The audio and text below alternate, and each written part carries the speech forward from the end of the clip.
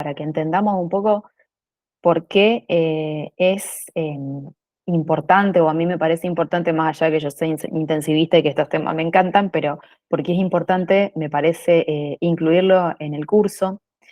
Sí, es un problema de salud que es bastante importante y que afecta a muchas personas a nivel mundial por año.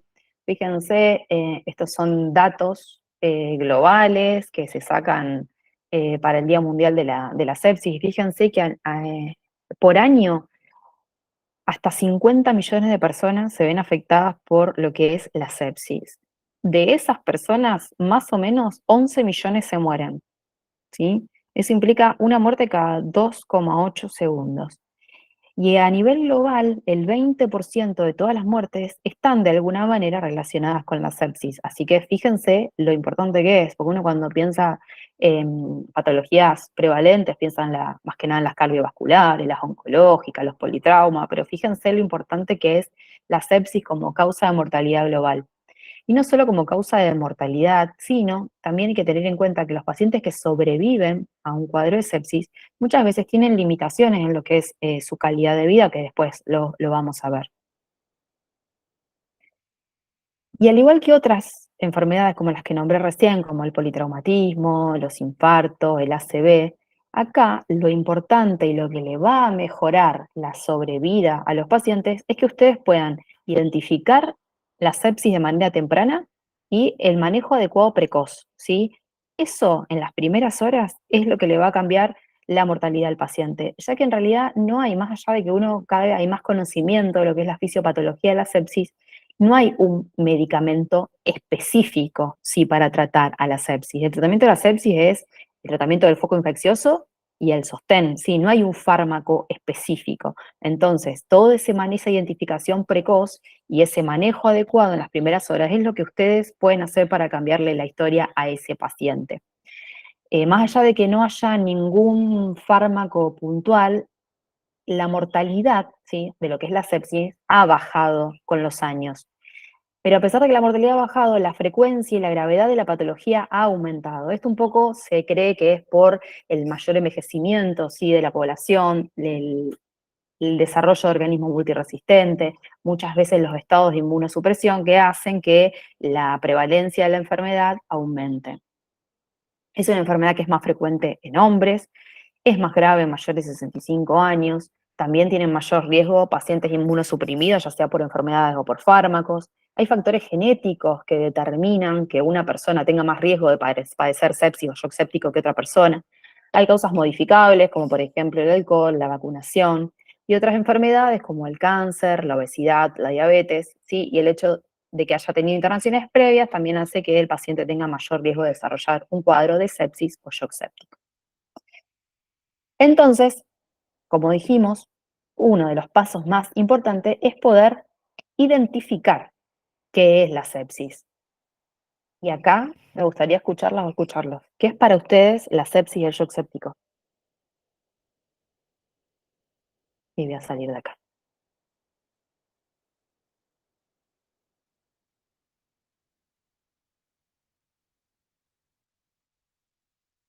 O no me funciona el auricular, o está todo en Eh, silencio. Puede ser la respuesta del cuerpo ante una infección generalizada. Muy bien. ¿Alguien más quiere acotar otra cosa? Una disfunción orgánica. Bien, muy bien.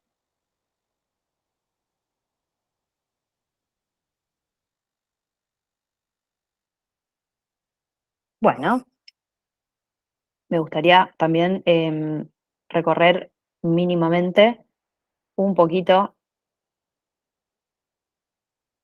de la historia, ¿sí?, de cómo se fue pensando a la sepsis a lo largo de los años. Hace 400 años atrás, ¿sí?, Hipócrates, el padre de la medicina, uno de los primeros que las describe, decía que la sepsis era el proceso por el cual la carne se pudre, genera aire fétido y las heridas supuran. Esa es una de las primeras definiciones de sepsis, ¿sí?, en el transcurso de la historia. Unos 600 años, 500 años después aparece Galeno, que en realidad considera la sepsis como un evento loable y que es necesario para la curación de las heridas. A medida que van transcurriendo un poco los años y las cosas se modernizan un poco más, Pasteur, bueno, y otros científicos empiezan a confirmar la existencia así de los gérmenes. Entonces ellos pasan a interpretar a la sepsis como un envenenamiento de la sangre, que básicamente se debía, ¿sí?, a la invasión del huésped por microorganismos que se propagaban por la sangre. Ellos así definían la sepsis. Pero cuando llegan los antibióticos, se ve que los pacientes con sepsis se morían igual, a pesar del tratamiento antibiótico adecuado. Entonces se empieza a plantear con esto que la teoría de los gérmenes no explicaba por completo la patogenia de la sepsis, y entonces empieza a aparecer la teoría de que es el huésped y no el germen el que causa la patogenia de la sepsis, ¿sí? Esto para hacer un poquito de historia. En el año 94, ¿sí?, cuando se intenta definir qué es la sepsis, qué es el shock séptico, se hace bastante hincapié en lo que es el síndrome de respuesta inflamatoria sistémica, ¿sí? El síndrome de respuesta inflamatoria sistémica básicamente es tener 2 de estos 4 ítems, ¿sí? Temperatura mayor a 38 menor a 36, frecuencia cardíaca mayor a 90, respiratoria mayor a 20, leucocitosis, leucopenia o más del 10% de formas en bandas. Con 2 de esos parámetros, uno está hablando de una respuesta inflamatoria sistémica.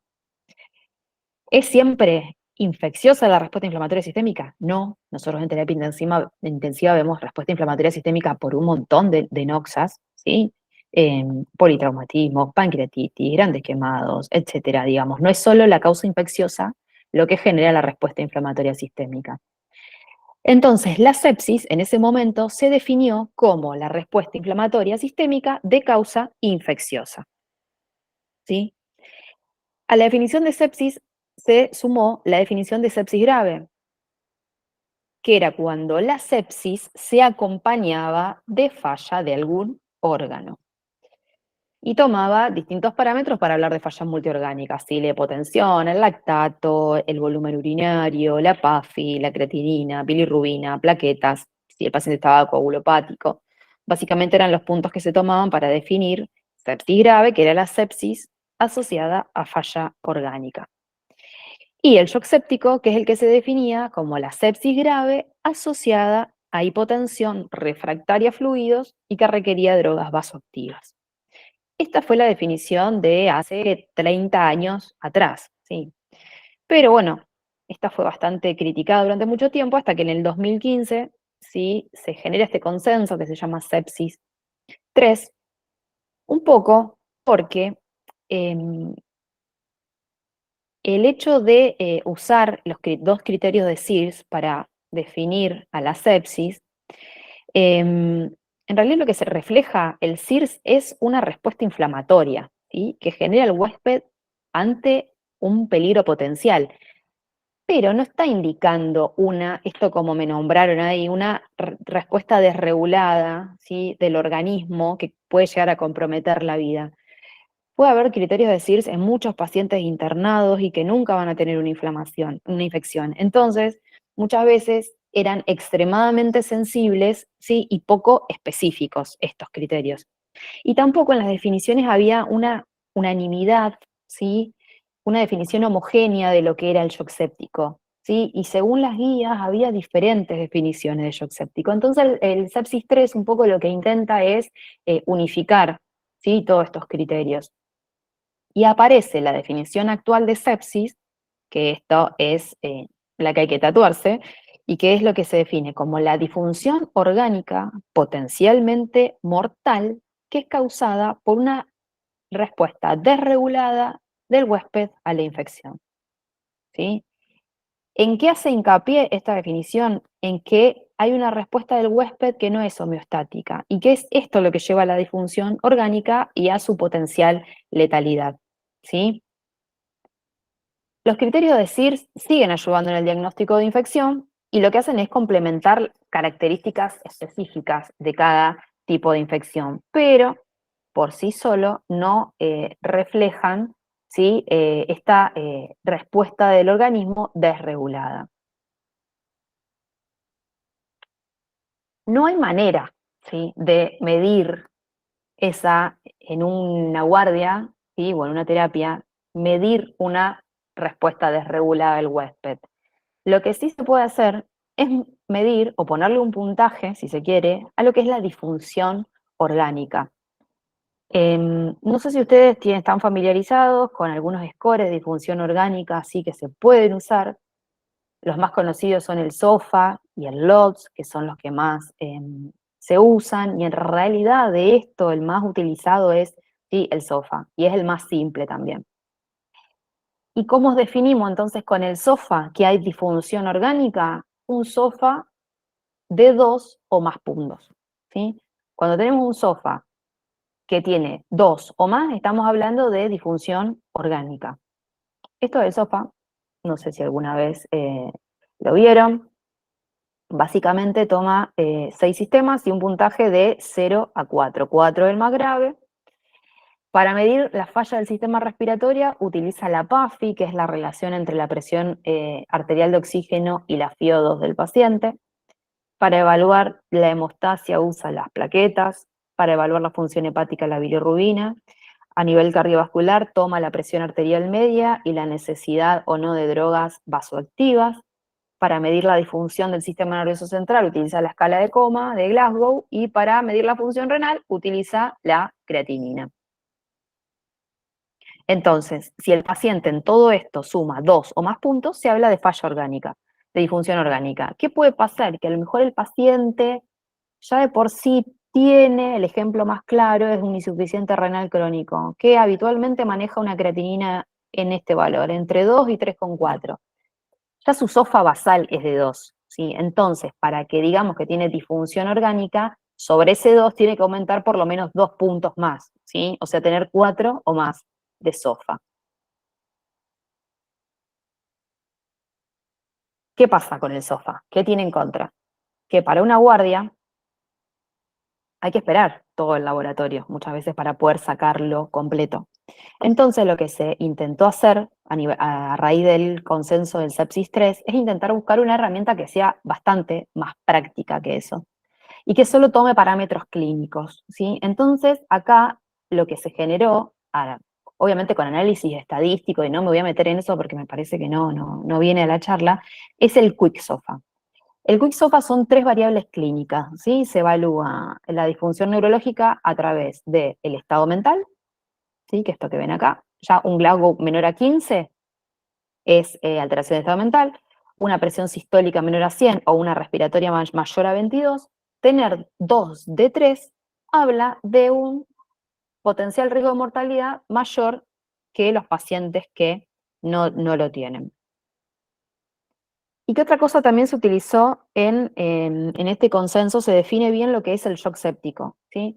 Básicamente lo define como un subgrupo dentro de la sepsis, donde las anomalías circulatorias y celulares metabólicas son lo suficientemente graves para causar un aumento de la mortalidad. Y se define como la sepsis más hipotensión persistente, que requiere el uso de vasopresores para mantener una presión arterial media mayor a 65, más un lactato, ahora después vemos lo del lactato, mayor o igual a 2, todo esto a pesar de que el paciente se haya reanimado con fluidos de una forma adecuada. ¿Qué mortalidad tiene el shock séptico? 40%, altísima. Casi la mitad de los pacientes con shock séptico se mueren. Y entonces, si ustedes estaban en una guardia y sospechaban un paciente con infección, le hacían el QuickSOFA. Si el QuickSOFA era positivo, uno iba a poner todos sus esfuerzos en intentar buscar foco infeccioso, empezar a reanimar y hacerle un SOFA definitivo cuando teníamos el laboratorio. Y si esto era positivo, hablábamos de sepsis, y si la sepsis se asociaba a requerimiento de vasoactivos o lactato y lactato mayor a 2, estábamos hablando de shock séptico. ¿Qué pasa? Pasaron los años, ya vamos casi 10 años, estamos hace 9 años, desde 2015, donde se hizo el sepsis 3, y la validez del QuickSOFA está un poco discutida. En realidad, hay estudios contradictorios donde se lo compara como para ver qué validez tiene, qué sensibilidad tiene para detectar la sepsis temprana. Algunos dicen que sirve, otros estudios dicen que no sirve tanto como se creía. Además se comparó con otras escalas, como el NEWS, por ejemplo, y el NEWS puede ser igual o inclusive superior al QuickSOFA. Entonces, la última guía, ¿sí?, de sepsis, que es del 2021, en realidad recomienda no casarse con ningún score puntual, sino utilizar todas las herramientas que uno tiene disponibles y a mano para intentar detectar en forma rápida un paciente que pueda tener sepsis o shock séptico para poder iniciar el manejo precoz. Se las muestro, esta es la escala de News, donde también toma parámetros clínicos. Fíjense que ninguno es de laboratorio. Respiratoria, saturación de oxígeno. Esta es para un paciente sin EPOC y estos son pacientes EPOC. Si requiere oxígeno, cómo está la presión sistólica, la cardíaca, el nivel de conciencia y la temperatura. También es bastante rápido de hacer en la guardia y se interpreta como paciente de riesgo bajo, bajo medio, medio o alto, ¿sí? Y esto va a guiar la urgencia del tratamiento. Y esto se lo pongo porque, bueno, obviamente es lo que se viene en todos los ámbitos de nuestra vida y ya hay trabajos sobre la inteligencia artificial para detectar, sí, precozmente la sepsis en una guardia, pero bueno, nosotros estamos a años luz de eso porque básicamente se necesitan historias clínicas informatizadas. Los programas de inteligencia artificial básicamente lo que hacen es tomar la historia clínica del paciente, analizar los antecedentes, analizar los síntomas actuales y los hallazgos de los estudios, y dar un riesgo de que tenga sepsis y un riesgo de mortalidad. Este es uno de los que se probó con esta sigla, que básicamente muestra un 3% de reducción en la mortalidad, pero solo el 38% de los que detecta como potencial sepsis en realidad después es una sepsis confirmada, o sea que tiene poca especificidad. Hay otros también que han demostrado disminución de la mortalidad, pero bueno, todo esto obviamente hay que someter a más estudios. Y entonces, hasta acá, para resumir, dijimos, sepsis es la falla orgánica que se produce por una respuesta desregulada del huésped ante una infección. Shock séptico, un subgrupo de la sepsis que se asocia a hipotensión, refractaria a fluidos, lactato mayor a 2, ¿sí? Y que necesita el tratamiento con drogas vasoactivas. ¿Qué es lo importante acá? Detectar precozmente los pacientes que sospechamos que puedan tener sepsis y ni hablar de shock séptico para hacer un manejo rápido y adecuado. Eso para resumir hasta acá. Y ahora para hablar un poquito de la fisiopatogenia de la sepsis, cómo se produce. Básicamente cuando nosotros tenemos una injuria, una infección en el cuerpo, lo que se gatilla es una respuesta inflamatoria. La respuesta inflamatoria tiene una parte que es proinflamatoria, que es la que se encarga de, en este caso, defendernos de los microorganismos, y al mismo tiempo que se gatilla una respuesta proinflamatoria, también se gatilla una respuesta antiinflamatoria, que es la que después va a generar la reparación celular y la recuperación, sí, en el organismo. Este equilibrio se pierde en la sepsis. En la sepsis hay una fase proinflamatoria tan marcada, ¿sí?, que lleva a esa injuria celular que gatilla la falla multiorgánica. Y si el paciente logra salir de toda esta fase, después entra en una fase antiinflamatoria e inmunosupresora también muy prolongada, donde es una fase que son pacientes que muchas veces están en terapia intensiva, inmunosuprimidos, y no solo eso, sino que al haber tenido antibióticos de amplio espectro en esta fase, hace que muchas veces se seleccionen microorganismos multiresistentes y que después vuelvan a tener una nueva infección, ¿sí?, por microorganismos multiresistentes propios de la unidad donde están internados. Todo esto está alterado en la sepsis, la inmunidad innata, la inflamación temprana, la inmunidad adaptativa, hay trastornos de la coagulación, hay inmunosupresión y apoptosis en la sepsis tardía. Fíjense la cantidad de mediadores químicos que están involucrados. Todo esto fueron tratamientos que se han probado o se han hipotetizado. Nada de todo esto demostró, o sea, bloquear una fase de la respuesta inflamatoria sistémica, el que más se ha probado es el anti-TNF, no ha demostrado ningún efecto positivo, ¿sí?, en los estudios. Acá hay más, si quieren. Fíjense todo lo que hay. Ningún fármaco específico demostró beneficio. Una vez que el organismo reconoce, ¿sí?, fragmentos de los microorganismos, ya sea los lipopolisacáridos, los BGN, los peptidoglicanos, los cogram positivos, se gatilla toda una respuesta inflamatoria con transcripción de citoquinas inmunomoduladoras, básicamente TNF-alfa, interleuquina 1, interleuquina 10. Todo esto activa a otras células con la secreción de otros mediadores químicos, ¿sí? Y a su vez la sepsis activa, ¿sí?, una enzima que está a nivel del endotelio vascular que se llama óxido nítrico sintetasa. El óxido nítrico es un potente vasodilatador, ¿sí? que esta es unas características del shock séptico. El shock séptico es un shock, si tienen algo más o menos idea de shock, es un shock distributivo, donde básicamente en fases iniciales se caracteriza, al estar tan vasodilatado el paciente, tienen disminución de la resistencia vascular periférica con un aumento del gasto cardíaco, ¿sí? El corazón en fases iniciales está hiperdinamico. Y todos esos mediadores químicos que se producen son los responsables de toda la signosintomatología y lo que sucede en la sepsis, de la fiebre, la hipotensión, el aumento de los reactantes de fase aguda, la activación de la coagulación, la leucocitosis, todo lo que se produce a nivel de las células inflamatorias. También no solo hay vasodilatación, sino que hay aumento de la permeabilidad, ¿sí?, en el endotelio.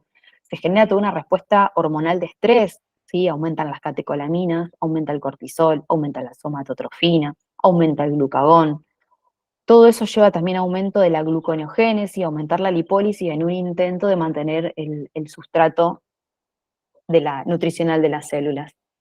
Está alterada la inmunidad adaptativa, como les dije inicialmente, hay un exceso de un perfil proinflamatorio, pero en fases más tardías lo que predomina es el perfil antiinflamatorio.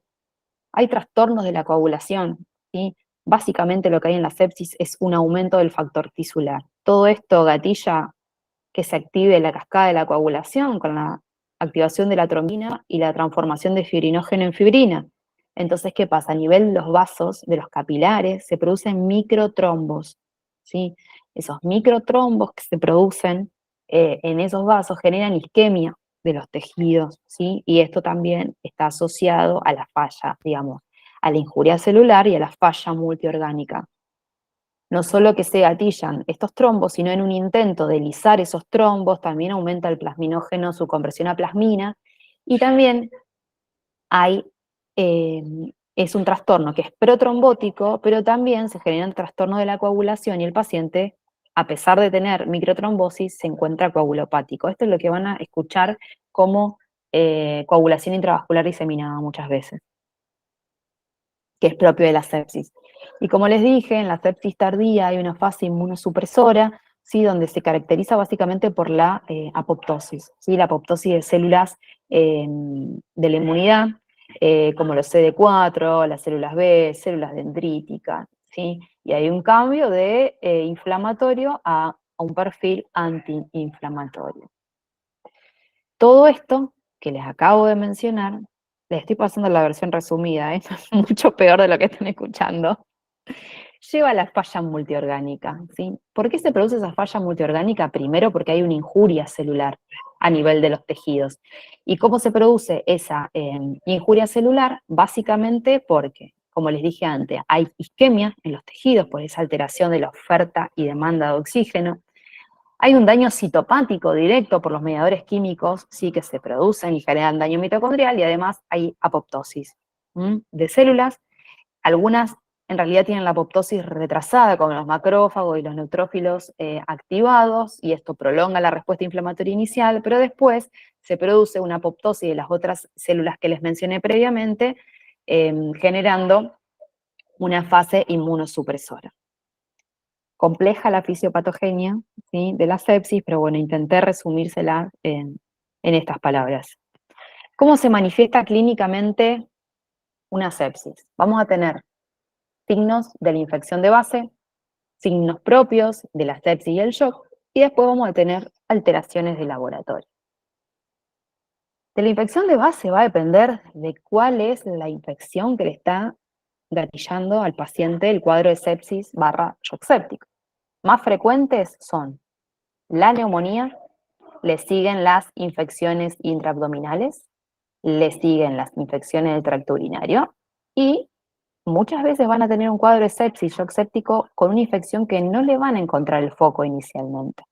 Después hay otras más, pero bueno, estas son las más frecuentes. Entonces, si la gatilla una neumonía, vamos a buscar, ¿sí?, los signos y síntomas de neumonía. No vamos a hablar de cada infección porque no nos vamos más, ¿sí? Pero bueno, básicamente son las manifestaciones clínicas de la infección de base.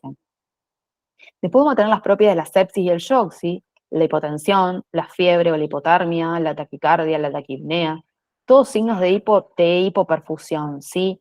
Inicialmente el paciente, como les dije, un shock distributivo, están vasodilatados, ¿sí? Entonces muchas veces al inicio la piel está caliente y enrojecida, pero a medida que progresa la sepsis, ese flujo sanguíneo se va a redistribuir a los órganos más nobles y a los órganos críticos para la vida, básicamente cerebro, corazón, ¿sí? Entonces la piel después va a pasar a tener cianosis, va a estar moteada, va a tener disminución del llenado capilar.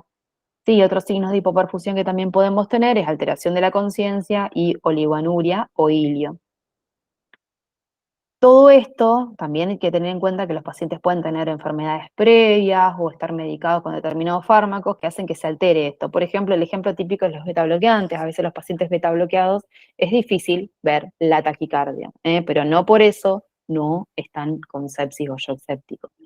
Y a nivel de laboratorio vamos a encontrar muchos hallazgos que no son específicos, que básicamente se deben a la hipoperfusión tisular o a la disfunción orgánica y a la infección. Podemos tener leucocitosis o leucopenia, formas inmaduras, podemos tener hiperglicemia de estrés en pacientes que no estén diabéticos. Esto es todo otro capítulo también de la medicina intensiva, la hiperglicemia de estrés, aumentos de rectante de fase aguda, podemos tener hipoxemia, podemos tener falla renal, podemos tener alteraciones en la coagulación, trombocitopenia, todo lo que mencioné antes como marcadores, ¿sí?, de disfunción orgánica, todo lo podemos encontrar en el laboratorio.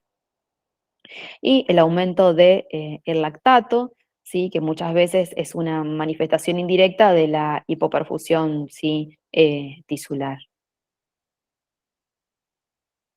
Y entonces, hasta acá, ¿alguien quiere hacer una pregunta? Que escuché ahí un ruidito. Si dice, profe, no me quedó Sí. claro de qué forma la sepsis lleva al shock. Por todo esto que yo te comenté, la sepsis cuando no se puede controlar, ¿sí?, en fases iniciales, gatilla toda esta misma respuesta que te mencioné antes, llega a un extremo, ¿sí?, por todos estos mediadores químicos que te mencioné, donde termina en el shock, ¿sí?, por la vasodilatación, por el aumento de la permeabilidad vascular, después terminan en disfunción cardíaca. Es, digamos, un continuo, ¿sí?, donde el shock séptico es la expresión más grave de la sepsis. No sé si se entiende. Yo te quería consultar por los biomarcadores de sepsis. El que más se Ujú. usa, tengo entendido, es el lactato, pero también Ujú. sabía el PCR y la procalcitonina que tanto se utilizan en el laboratorio. Vamos por parte. PCR y procalcitonina son reactantes de fase aguda, ¿sí? Ante cualquier injuria aguda pueden más que nada la procalcitonina en cuestiones de infecciones bacterianas, y la PCR básicamente en cualquier respuesta inflamatoria sistémica puede estar aumentada. Puedes tener un politrauma con PCR aumentada, puedes tener una Bien, pancreatitis con PCR aumentada. Los biomarcadores se usan como un dato más, estos que te estoy nombrando. Si vos tenés un paciente que clínicamente, por todo esto que hablamos, sospechás que tiene una sepsis barra shock séptico y la procalcitonina es negativa, no importa, no te tenés que guiar por eso. Vos te tenés que guiar por todo lo que mencionamos previamente, ¿sí? Más que nada, esta respuesta desregulada que genera disfunción orgánica. Si vos tenés una disfunción orgánica que sospechás de causa infecciosa, por más que la procalcitonina sea negativa y tenés un cuadro clínico que es compatible, no importa, ¿sí?, el biomarcador. En estos de los que estamos hablando, los de fase aguda. El lactato. El lactato es un marcador indirecto de hipoperfusión tisular, ¿sí? Que en general, o sea, en el shock séptico está aumentado. Vos fíjate que la definición de shock séptico, como les dije antes, es el subgrupo de pacientes dentro de la sepsis que tienen las anomalías circulatorias y celulares metabólicas suficientemente importantes para generar un aumento de la mortalidad, y que se define como la sepsis más hipotensión y lactato mayor a 2 a pesar de la correcta reanimación con fluidos, ¿sí? El lactato sí está dentro de la definición de shock séptico. Y se usa, sí, ahora después lo vamos a ver, se usa para monitorizar un poco el tratamiento con el clearance de lactato. Cuando el paciente uno lo empieza a tratar y evoluciona clínicamente bien, el lactato empieza a bajar. ¿Estamos hasta bien, ahí? Ahora yo bien, después sigo un poco con lo del lactato. ok. ¿Se entendió esa parte? Sí, sí, sí. Bueno, cualquier cosa me dicen, porque sé que este tema, yo me acuerdo que no entendía nada cuando lo estudiaba en el pregrado. Entonces, por eso ustedes frénenme y pregúntenme. Creo que ponía la misma cara acá que los personajes de Intensamente cuando me hablaban de este tema, pero bueno, después terminé intensivista y ahora me encanta. Para manejar la sepsis y el shock séptico, ¿sí? Hay una guía que se llama Sobrevivir a campaña Sobrevivir a la sepsis, que es un consenso internacional, ¿sí? Que se actualiza cada 4 años más o menos. La última actualización fue en el 2021. Estaremos en breve, probablemente a principios del 2025 ya salga una actualización nueva, así que las recomendaciones que van a escuchar ahora están basadas en esa guía. Obviamente que tomé lo básico, porque esto es re larga la guía, y tomé lo básico más que nada para un manejo inicial, ¿sí? De la sepsis. Básicamente la guía habla un poco de lo que es la reanimación, primero la reanimación inicial, habla del manejo hemodinámico de los pacientes, del control de foco infeccioso y después de otras medidas terapéuticas.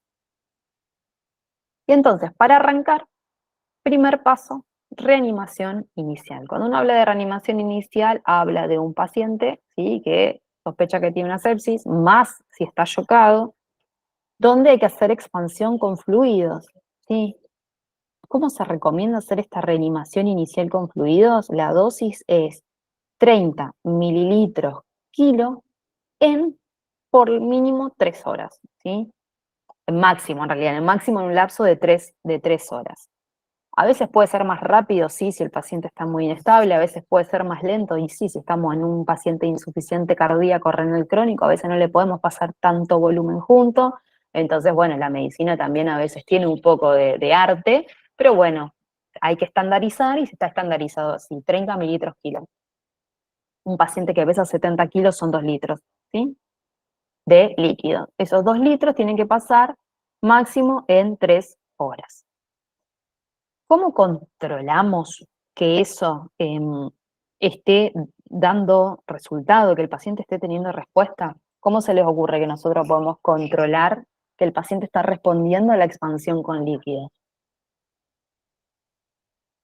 Con la presión arterial, con la frecuencia cardíaca, con la diuresis.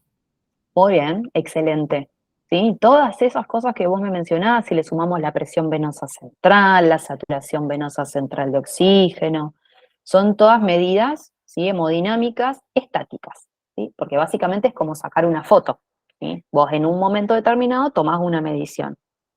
Son las medidas estáticas. Perfecto, ustedes estando de una guardia hagan eso, ¿sí? Fíjense que mejore, lo primero de todo es que mejore la presión arterial.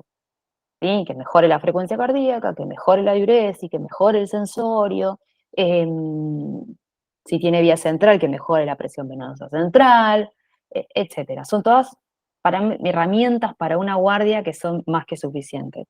Pero sepan que existen, y no voy a ahondar en esto porque me parece que excede lo que ustedes tienen que saber, medidas de monitoreo hemodinámico dinámicas. ¿Sí? Si las estáticas eran como sacar una foto, las dinámicas es como hacer un video. Y hay un montón de maneras de monitorizar, ¿sí? La hemodinamia de un paciente que está grave de una manera dinámica, ¿sí? Están los monitoreos hemodinámicos mínimamente invasivos, hay un montón que se llaman Vigileo, Evemil, bueno, hay un montón, tenemos el catéter del Swan-Ganz, que bueno, puede tomar varias mediciones, igual Swan-Ganz toma más que nada medidas estáticas. Podemos monitorizar con ecografía cómo responden los pacientes a un desafío de fluidos. Hay un montón de cosas que nosotros podemos hacer en terapia más allá de estas cosas que ustedes conocen. Pero si ustedes están en una guardia, acá lo fundamental es la presión, le miran la cardíaca, el ritmo diurético, ¿sí? Y lo van evaluando el paciente. Y otras cosas que se sugieren también para guiar la resucitación, como les dije, es, y mencionamos recién, el nivel de lactato. El lactato lo medimos en valor inicial y los medimos más o menos a las 2 horas de reanimación. Ese lactato tiene que empezar a bajar. Para eso hay una fórmula que se hace que se llama clearance de lactato, para ver si ese lactato está bajando. Y en general se controla más o menos después cada 6 horas. ¿Sí? Un paciente que viene respondiendo a todo el manejo hemodinámico, el lactato tiene que bajar. Oh, se me fue. Espérenme un poquito, se me fue la última.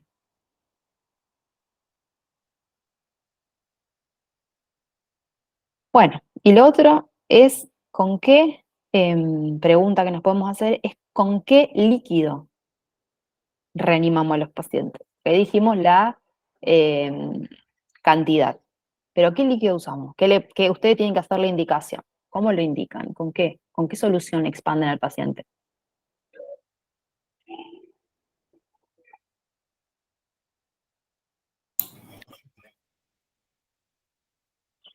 A ver quién se anima. Es fácil la respuesta igual.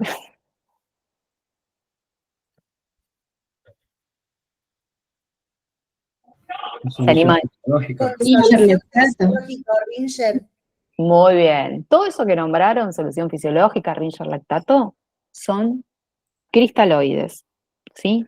Lo que se recomienda para reanimar a los pacientes son los cristaloides. Después podemos debatir si se prefiere el Ringer lactato sobre la solución fisiológica, que todavía se sigue debatiendo, todavía no hay tanta evidencia que diga que sí las soluciones balanceadas son siempre mejores que los cristaloides, ¿sí? Fíjense que acá lo que dice, arriba de todo,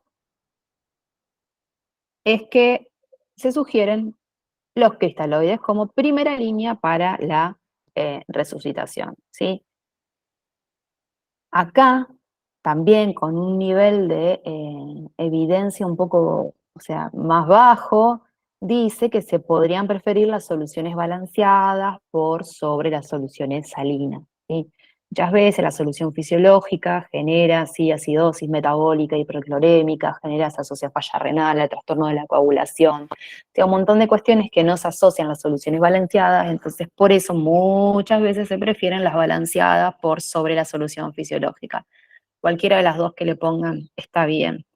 ¿Qué no le tienen que poner al paciente? Básicamente almidones, ¿sí? Ni poligelinas. Sí, los almidones, no sé si escucharon alguna vez, Voluben, por ejemplo, es una marca bastante conocida. Se han asociado a peores resultados, sí, básicamente porque generan más insuficiencia renal, entonces los almidones no se recomiendan para el manejo inicial. Las poligelinas, si bien no generan tanto daño, pero también son más caras y no han demostrado ningún beneficio por sobre los cristaloides. Y la albúmina muchas veces se puede usar para reducir la cantidad de cristaloides que uno necesita para expandir al paciente, pero es muy cara. ¿Sí? Es muy cara y tampoco tiene una evidencia de beneficio que sea mejor por sobre los cristaloides. Entonces, ¿con qué reaniman a los pacientes al principio? Cristaloides, solución fisiológica o balanceada, lo que tengan en la guardia y con eso lo expanden. Lo que va a pasar, si el paciente responde, ya dijimos cuáles son las variables estáticas, va a mejorar la presión arterial media, pero puede pasar que esa presión arterial media no mejore. Y si esa presión no mejora con este tratamiento, hay que usar drogas vasoactivas. ¿Cuál? La noradrenalina, ¿sí? Es el que ha demostrado en los estudios tener mejores resultados, no tanto a nivel de mortalidad, pero sí tener menos efectos adversos que la dopamina. ¿Sí? La dopamina demostró ser bastante más arritmogénico que la noradrenalina, entonces se prefiere la noradrenalina, con el objetivo de mantener esta presión, ¿sí? Una PAM de 65. No es necesario una presión arterial media de 90, ¿sí? Mantener este umbral, que es el umbral crítico con el cual se mantiene la perfusión de los tejidos, ¿sí? De los órganos vitales. ¿Qué pasa? Uno dice, tengo un paciente en shock con noradrenalina. Ustedes no yo me los pienso a ustedes en la guardia, no estoy hablando de la terapia intensiva. Entonces dicen, le tengo que poner una vía central para pasar la noradrenalina, le tengo que poner un monitoreo de PAM para asegurarme esto. En la guardia no es necesario, ¿sí? Si ustedes tienen que usar drogas vasoactivas y no tienen vía central y no tienen monitoreo de PAM, no importa, se la ponen igual. Después se encargará el intensivista o el terapista de hacer todo el resto, ¿sí? Obviamente que se prefiere pasar los vasopresores por un catéter venoso central. Obviamente que si está con vasopresores se prefiere el monitoreo invasivo por sobre el manguito común para tomarle presión, pero si ustedes están en una guardia, no es necesario. Lo importante que hagan ustedes en la guardia son estos dos pasos que están en verde, ¿sí? Ponerle noradrenalina para intentar alcanzar una presión arterial media de 65. Hay una fórmula, ¿sí? Que sirve para calcular la presión arterial media, que es la sistólica más 2 diastólicas dividido 3, ¿sí? Esa es la manera de calcularla si no tengo cómo medirla de manera invasiva. Otras cosas que van a leer por ahí y que tampoco les interesa a ustedes, porque tampoco lo van a hacer en una guardia, es que cuando el paciente está refractario a la noradrenalina, muchas veces para disminuir la dosis se puede agregar vasopresina. Acá en el hospital no hay. Y muchas veces, si el paciente persiste con disfunción cardíaca, hipoperfusión persistente, a pesar de todo esto que ya hicimos, se puede agregar dobutamina o cambiar la noradrenalina a adrenalina. Se los menciono para que sepan, pero no me interesa que ustedes lo puedan, porque no lo van a poder manejar eso en una guardia, ¿sí? Esto se lo puse un poco a términos prácticos porque yo a esa altura no tenía ni idea de cómo venían. Y la noradrenalina, ¿sí? Le puse como ejemplo la noradrenalina y le puse la dopamina por la duda, viene en frasco, en ampollas de 4 miligramos, ¿sí? Los vasoactivos lo pueden preparar como se les ocurra a ustedes. Mientras sepan hacer los números, si la preparación, no importa. Yo les puse la que nosotros hacemos acá en la terapia intensiva y es la que estamos acostumbrados a hacer, que es nosotros cuando preparamos adrenalina, al enfermero le indicamos esto: 4 ampollas en 250 mililitros de solución fisiológica a pasar por bomba de difusión continua para mantener PAM mayor o igual a 65. 4 ampollas son 16 miligramos, ¿sí? De noradrenalina. Pero yo, ¿cómo sé los vasoactivos? Las drogas vasoactivas se miden en gamma, ¿sí? Gamma es microgramo kilo minuto. La dosis de noradrenalina es de 0,05 a 2 gamas. ¿Cómo calculo todo esto que está acá? Las gamas, el peso. Se hace así. Primero lo que hay que hacer es calcular un factor de corrección. El factor de corrección se calcula con los microgramos que le estamos poniendo a la solución, dividido el volumen, dividido una constante 60, que es por los minutos. Si yo le pongo 4 ampollas, son 16 miligramos, estamos hablando de 16.000 microgramos. Dividido los 250 mililitros, dividido 60, me da un factor de corrección de 1,67. Pero yo digo, a este paciente se lo quiero poner a una gama y pesa 70 kilos. ¿Cómo lo calculo? Los mililitros hora. Le pongo la cantidad de gamas que lo quiero pasar a 1 por el peso del paciente, 70, y lo divido por este factor de corrección que está acá. Y eso me da que una gama de noradrenalina para 70 kilos es 65, casi 66 mililitros hora, que es lo que le voy a poner en la bomba de infusión. Avísame si no entienden nada. La dopamina, en general, viene en ampollas de 200 miligramos. Lo mismo, 4 ampollas, nosotros lo hacíamos en 400, y se calcula igual los microgramos dividido el volumen dividido 60. Entonces, 800.000, porque son microgramos, dividido 400, dividido 60, el factor de corrección me da 33,33. ¿Cómo le calculo la velocidad del goteo? Las gamas por el peso dividido el factor de corrección. Entonces, si lo quiero pasar a 5 gamas, la dosis de dopamina es hasta 20 a 25 gamas. 5 por 70 que pesa, dividido el factor de corrección de esa solución, que es 33,33. Entonces, si yo a ese paciente 70 kilos le quiero pasar a 5 gamas, que es lo mismo que decir microgramos kilo minuto, lo tengo que pasar a 10,5 mililitros hora. Esto igual yo se los paso después. Es hacer cuenta, es matemática, regla de 3 simple, no es muy difícil, pero bueno, a veces sé que cuesta al principio. La noradrenalina, más que nada, es lo más importante es que es beta 1, beta 1 en general, entonces genera bastante vasoconstricción, genera aumento del gasto cardíaco, pero por un aumento del inotropismo y no tanto del cronotropismo. La dopa genera más cronotropismo, entonces por eso es más arritmogénico. Esto es con lo que respecta a los vasoactivos. Ya hablamos de la reanimación con líquido, hablamos de los vasoactivos, ahora vamos a la tercera pata, que es buscar el foco infeccioso y comenzar antibióticos. Obviamente que el antibiótico, acá podemos discutir 3 millones de años porque cada infección va a tener su esquema antibiótico, ¿no? Entonces, a la hora de elegir un antibiótico, lo van a elegir en base a la infección que están sospechando, en base a las comorbilidades del paciente, en base a si tiene riesgo de tener microorganismos multiresistentes o no. El predictor siempre de más peso para tener microorganismos multiresistentes es el hecho de haber estado internado en los últimos 3 meses y haber recibido antibióticos, ¿sí? Si es un paciente inmunosuprimido o no, si es un paciente de HIV o no, si es un paciente institucionalizado en otro lugar. O sea, hay un montón de factores que me van a determinar qué antibiótico voy a elegir, la epidemiología local. Entonces, por eso, ¿de cuál antibiótico podemos estar hablando mucho tiempo? Siempre intentar buscar el esquema para lo que estamos sospechando, el esquema más amplio que cubra lo más posible, si ese foco infeccioso.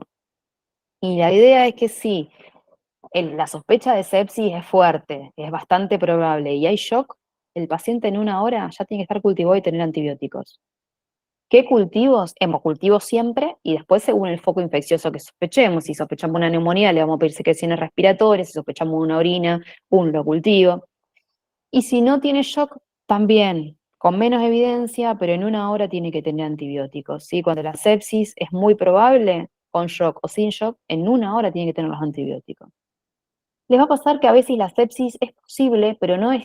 El ejemplo típico es la pancreatitis, por ejemplo. La pancreatitis se presenta muchas veces, ¿sí?, con una respuesta inflamatoria sistémica que es difícil diferenciar si es infeccioso o es por la pancreatitis per se. Entonces, como que tenemos ahí algún otro diagnóstico alternativo. Pero si el paciente está chocado, no importa. Ante la duda, se cultiva y en 1 hora con antibióticos.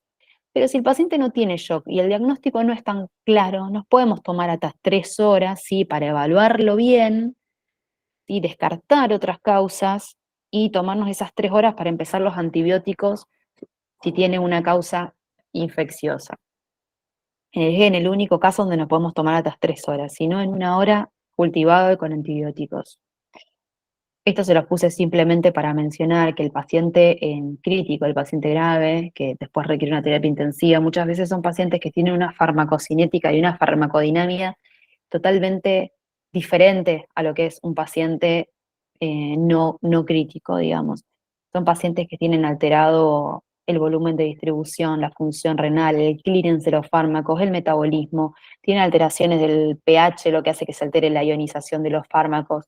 En fin, un millón de cosas que hacen que la farmacocinética y la farmacodinámica, y más que nada de los antibióticos, se vea bastante alterada. Entonces, como para que se lleven como concepto, ¿por qué les apunto a esto? Siempre usen la dosis más alta recomendada de ese antibiótico, ¿sí? Porque muchas veces va a pasar que van a leer, bueno, no sé, ceftriaxona para infección urinaria, 1 o 2 gramos día. Si ven eso, le ponen 2 gramos, ¿sí? ¿Se entiende a lo que apunto? Siempre pónganle la dosis más alta sugerida del antibiótico cuando estén sospechando que es una sepsis o shock séptico. Y otra cosa que tienen que hacer cuando sospechamos un foco infeccioso claro es que si está coleccionado, si tiene algún tipo de colección, un foco no drenado, son pacientes a los cuales hay que drenarles el foco, porque si no, no van a mejorar. Por más antibiótico que le pongamos, por más líquido que le pasemos, por más noradrenalina que le pongamos, si no drenamos el foco que está coleccionado, el paciente no va a mejorar, ¿sí? Ejemplos de eso, por ejemplo, no sé, un empiema en una neumonía, un absceso renal en una infección urinaria. El ejemplo típico es cuando la sepsis es de origen abdominal, ¿sí? El paciente muchas veces no va a cirugía y no se resuelve el foco, no va a mejorar clínicamente, hagamos lo que hagamos. Y después, cuando el paciente ya está en terapia intensiva, hay un montón de otras medidas que se despliegan, que no voy a hablar de todas estas, de ninguna, porque no tiene sentido, pero son pacientes que muchas veces hay que manejar todo lo que sea infusión de hemoderivados, la nutrición precoz, la profilaxis de úlceras por estrés, si están ventilados, la sedación, los bloqueantes neuromusculares, la profilaxis de la TBP, el manejo intensivo con insulina. Y me quiero detener 2 palabras, ¿sí?, acá para mencionarle un poco de los corticoides. Corticoides a lo largo de la historia, lo que es la sepsis y el shock séptico, fue de banquina en banquina, de darlo a dosis casi pulsos, a pasar a estar contraindicado, a pasar a darlo a dosis bajas, todo según los estudios que estén de moda en la época, ¿sí?, dependen de cómo se indiquen o no los corticoides. Actualmente se sugieren usarlo, ¿sí?, a dosis bajas, La teoría de por qué deberíamos usar corticoides es porque en un estado de shock, ¿sí? Se deberían aumentar todas las hormonas de contrarregulación, como les dije, las hormonas del estrés. Dentro de esas, los corticoides. Pero ¿qué es lo que se ve? Que los corticoides no aumentan a un valor lo suficientemente necesario como para ayudar a combatir ese shock. Lo digo en palabras simples para que ustedes entiendan. Entonces lo que se plantea no es una insuficiencia suprarrenal absoluta, sino una insuficiencia suprarrenal relativa, que si bien la secreción de corticoides endógenos aumenta, no aumenta lo suficiente, ¿sí?, como para ayudar a manejar ese shock. ¿Qué implica esto? Muchas veces cuando hay deficiencia de corticoides, los receptores de catecolamina se internalizan. Entonces, por más noradrenalina que nosotros le pongamos, si los receptores están internalizados, ¿sí?, no habría una respuesta vasoactiva acorde. Entonces, para intentar mejorar esa respuesta vasoactiva, se administraría hidrocortisona. ¿Cuál se sugiere? La hidrocortisona, se hacen 200 miligramos día, 50 cada 6 o en infusión continua. Nosotros usamos 50 cada 6 porque es más simple. Y se sugiere empezar cuando la noradrenalina está a más de 0,25 gamas, al menos 4 horas después de que, o sea, si después de 4 horas sigue estando a este valor, habría que iniciar corticoides. Y entonces, para resumir, para que ustedes se lleven en su cabeza qué es lo que pueden hacer en una guardia, primero que todo, y al momento que el paciente llega, y en la primera hora, primero que todo, intentar pesquisar si puede ser un cuadro de sepsis shock séptico o no. Si lo sospechamos por todas estas medidas que les dije, si los criterios de respuesta inflamatoria sistémica, el Quick SOFA, el NEWS, cualquiera de todos estos sospechamos en un cuadro clínico que sospechamos infeccioso y tiene alguno de estos y pensamos en sepsis, en una hora tenemos que actuar. Acuérdense siempre pedir lactato en el laboratorio para el diagnóstico de shock séptico y para el manejo, cultivar al paciente, ponerle antibióticos, empezar la expansión con líquidos y en el caso de que no responda con esto, agregar las drogas vasoactivas para mantener una presión arterial media de por lo menos 225.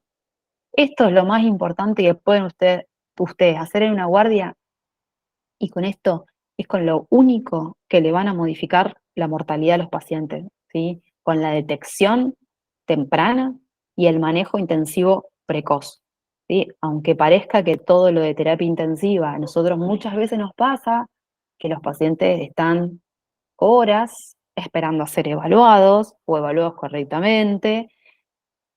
Y cuando la sepsis, este mecanismo, esta fisiopatogenia que les comenté al principio, empieza a perpetuarse, cada vez es más difícil que uno haga lo que haga, después pueda sacar el paciente de ese cuadro. Se genera todo lo que se llama la deuda de oxígeno, bueno, en fin, la mitocondria llega a un momento donde después de cierto punto crítico, por más que se haga lo que se haga, no va a responder, ¿sí? Entonces, lo más importante es que tengan la capacidad de pensar que pueda tener una sepsis, preferible que hagan de más a que hagan de menos en este caso, y actuar rápido. ¿Cómo actuar rápido? Con esto, laboratorio, busco el foco, lo cultivo, antibiótico, líquido, y si necesita vasoactivo, ¿cuál? Noradrenalina. Y si no tienen, dopamina. ¿Eh? Pero esto es lo más importante que ustedes pueden hacer en una guardia. Y otra cosa que quiero que tengan en cuenta es que los pacientes, uno dice, bueno, listo, este zafó, no se murió, no entró en el porcentaje de mortalidad que tiene la sepsis y el shock séptico. Zafó, salió de la terapia, pero ¿son pacientes que retoman una vida normal? No. Tienen siempre mayor riesgo de mortalidad en los primeros 6 meses y ese riesgo se mantiene aumentado hasta los 2 años. Tienen mayor riesgo de tener sepsis posteriores. Tienen mayor posibilidad de reinternarse. Si hay un 10% de los pacientes que reingresan, puede ser porque generen insuficiencia cardíaca, neumonía, exacerbaciones de POC, infecciones del tracto urinario, son los diagnósticos más frecuentes, pero son pacientes que tienen más riesgo de ingresos hospitalarios, tienen más posibilidades de ser institucionalizados, ¿sí? En el primer año, institucionalizados me refiero a alguna clínica como un geriátrico, una clínica de rehabilitación, etcétera, y eso genera una disminución de la calidad de vida y tienen mayor riesgo también de eventos cardiovasculares importantes, ya sea cardiopatía isquémica, ¿sí? O ACV. Así que no es solo el evento agudo, sino lo que le genera también a largo plazo. Bueno, y ahora sí, abro el espacio para preguntas. Espero que haya entendido algo. Yo te quería consultar con respecto a la expansión con albúmina, que dijiste Ujú, que, bueno, que el tema de los almidones sí estaba contraindicado, pero no mencionaste la albúmina. Y sé que ujú. es una de las que más mayor expansión volumétrica tienen. Sí, pero no se usan Maggi, ¿no? ¿Me está preguntando? Sí, sí, sí, Sí, pero no se usan Maggi porque el albúmina es muy cara, bien, ¿sí? Y más en nuestro país, en nuestro contexto, no se usa más que nada por eso. Tiene mucho costo y no es más efectiva que los cristaloides. Entonces, la albúmina para expandir en general en la reanimación inicial no la vas a utilizar. Son bien, los cristaloides. Y después, obviamente, que hay que tener un montón de otros, como les dije antes, un montón de otros cuidados en la reanimación, como por ejemplo, si uno está reanimando un insuficiente cardíaco, un renal crónico, donde al pasarle tanto volumen y tan rápido lo puede sobrecargar, ujú, hay que ser bastante más cauteloso y a lo mejor es mejor ponerle los vasoactivos un poco antes, no pasar tan rápido el líquido, ¿sí? Y ir jugando con esas cuestiones. Pero la albúmina también tiene un poder oncótico importante y si se lo pasa a un paciente ICC o renal crónico también lo vas a sobrecargar. bien, listo, gracias. No hay nada.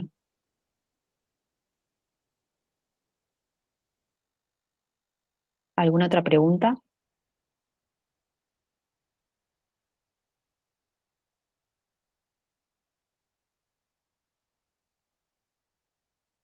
Bueno, no sé, para mí era un tema re difícil cuando estudiaba e intenté resumirlo lo más acotado que pude.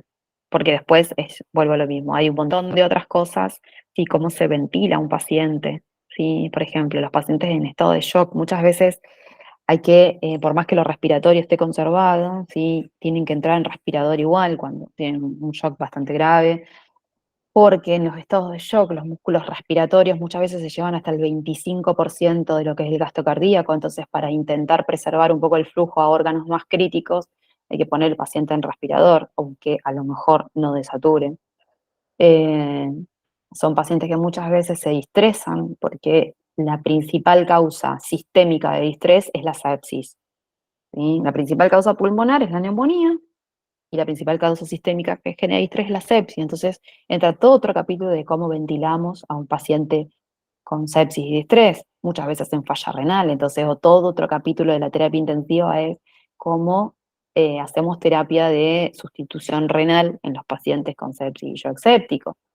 Hay que muchas veces en hiperglicemias de estrés, hay que manejar eso. Bueno, en fin, básicamente es la terapia intensiva en su máxima expresión. El ejemplo típico de paciente de terapia intensiva es el shock séptico, el ejemplo típico de paciente en terapia.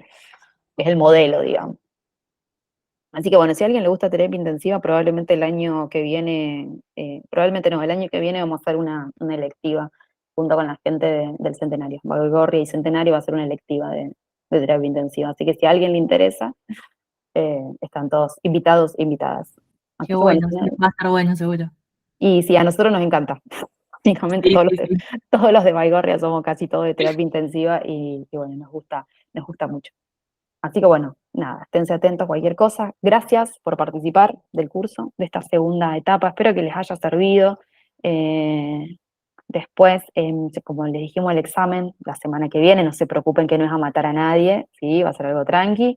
Espero que vuelva a lo mismo. Básicamente esto es para ustedes y es para que les sirva y para que aprendan y para que intenten después aplicarlo en una guardia. No es solo para aprender para un examen, ¿sí? Porque muchas veces a mí me pasa con mis alumnos, una profe, esto va a entrar, no importa si entra o si no entra, uno lo hace para aprender, ¿sí? Porque es para después manejar un paciente que en algún momento vamos a hacer nosotros y nosotras también, ¿no? Así que bueno, la idea es esa, que sea útil, nada más. Así que bueno, cualquier pregunta, cualquier cosa me dicen, me pueden escribir, y todo esto ahora yo les paso el Power y la guía para que lo tengan, después se lo doy a los chicos para que lo suban al Drive.